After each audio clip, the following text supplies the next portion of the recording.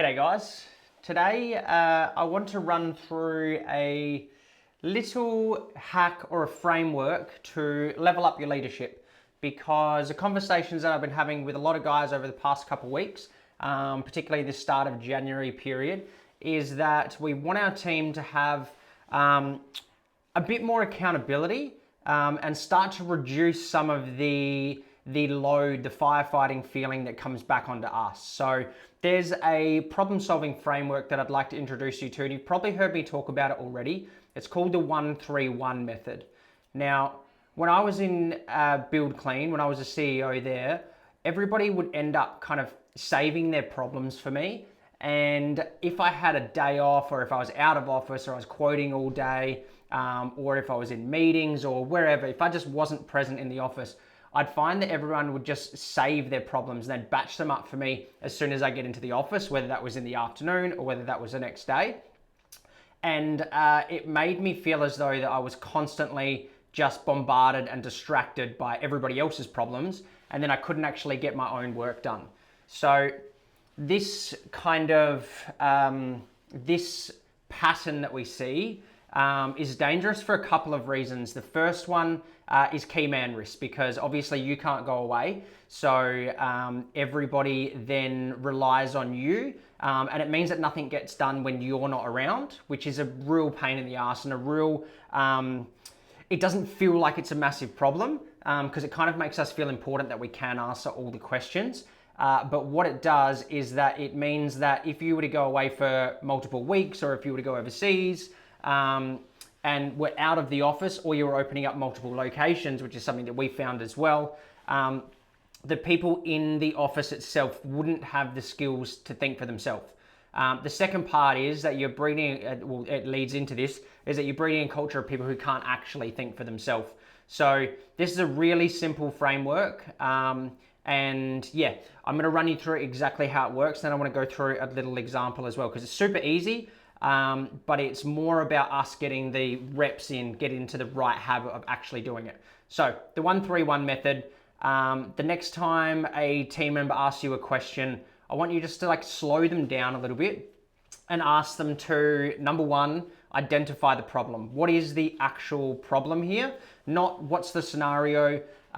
Get it nailed down to what is the actual first principle, the actual problem. Not all of the bullshit that comes around, all the emotion. Then I want you to ask them to request that they take a couple moments, whether it's in person or whether it's on the phone. Just say, look, take a couple minutes.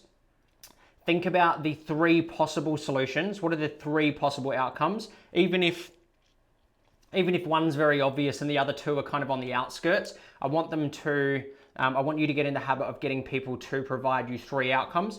Particularly, it doesn't make as much sense for like your leading hands and you guys on site, but when you get to more the people in the office, there are a bunch of scenarios that maybe were solutions that you potentially didn't think of as well, and then it'd be good to air those too. So we want to get them to identify the problem and then select 3 or create 3 possible solutions. And then finally, I want them to present to you their recommendations. So they actually have to say, this is what I think we should do.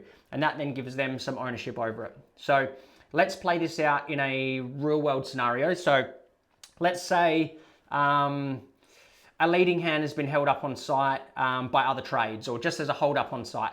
And he calls you to find out what to do, because usually, you've got all the answers. So his habit at the moment is to call you and to find out what to do.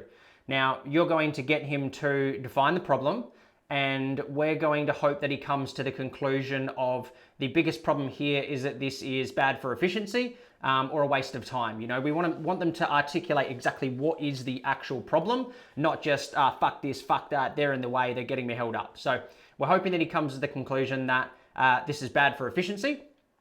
Now, we're going to pause him or slow him down for a minute and just say, look, take a couple minutes, hang up the phone, have a think, walk out to the front of the site, have a think about what the 3 possible solutions could be, and then select a recommendation and give me a call back and let me know what that is. Now, he's probably going to be like perplexed. He'll be stunned for a moment. He'll be like, okay. And he'll feel a bit weird, but he's going to get back to you in a couple minutes with his recommendation. So When he calls you back, you want to get him in the habit of actually telling you the three possible solutions first instead of jumping straight to the recommendation. But let's just hope that he comes to the conclusion that he's going to say, send half the team to tomorrow's job, and he's going to keep the other half of the team with him to finish what they can do, and then all meet up at the other site towards the end of the day. So he's going to split them up. He's going to pick a leader, somebody in there, grab the qualified, take 2 apprentices with you, head over to tomorrow's job, get that set up. Give me a call when you get there to let me know how it goes. We want them to get into this solving their own problem scenario. So by repeating this process over and over, you'll find that when they call you, they're going to be calling in future, after a few repetitions, they're going to be calling and not running through 131.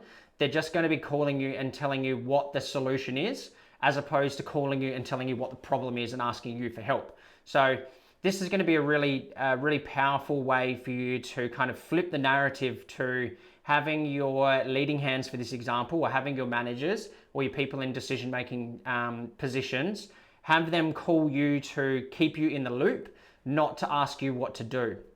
And we can do this anywhere. We can do this with our admin team, our project managers, our estimators, anybody in any area of the company, because it's a really good habit for them to get into. And this is going to let us know also who has leadership potential. And these are the guys that do this and get into this habit very frequently. And it's also going to show us exactly who the people are who really can't do it. They just can't compute this problem solving way, or they can't actually think for themselves. And the guys that are in that basket, or that fit that character profile, are the ones that are destined to take instruction from somebody indefinitely, for the rest of their life. That's just the way they're wired, which helps us when we're doing our org chart and we're working out who goes where in the company. It gives us a really good insight to know who has the capacity or the capability to fix their own problems and come up with actual solutions and take the lead, and then who are the people who just want to be told what to do, because there really are 2 different types of people. We want to know who they are very early on. So let me know how this goes. Maybe drop how it goes into the comments, which would be really helpful. And I'm keen to see some of the real world examples of exactly who this worked for and who it didn't.